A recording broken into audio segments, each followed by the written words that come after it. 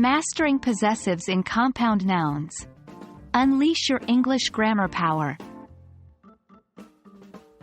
Hello learners. Today, we're going to venture into a fascinating area of English grammar. We're focusing on possessives in compound nouns. By the end of this video, you'll confidently understand how to show possession when dealing with compound nouns. Let's get started. To start, we first need to understand compound nouns. A compound noun is a noun that is made up of two or more words. Each of these words contributes to the meaning of the noun as a whole. Examples include bookstore, football, hairbrush, and mother-in-law. Easy so far, right? Remember, in English, we generally show possession by adding an apostrophe and an s to the end of the noun. For instance, if we're talking about a book that belongs to John, we'd say, John's book. But how do we handle this when we're dealing with compound nouns? Let's find out. Here's where things get a little more intricate. When we want to show possession with a compound noun, we typically add the apostrophe and s to the end of the entire compound noun.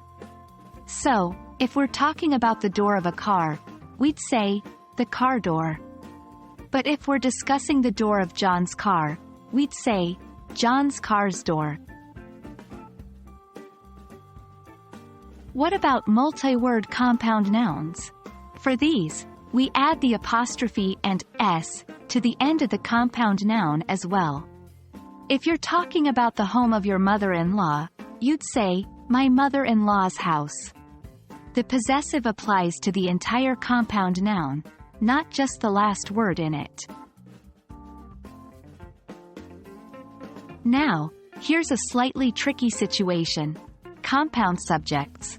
If two people own something together, you only add the apostrophe and s to the second person.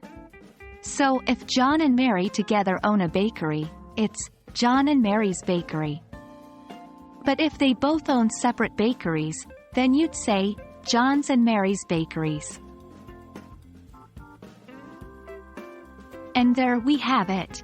I hope this guide helps you navigate the tricky waters of possessives in compound nouns. With a bit of practice, you'll soon be using these like a native speaker. Keep practicing, and don't forget, English grammar might have its challenges, but that's part of the fun. Happy learning!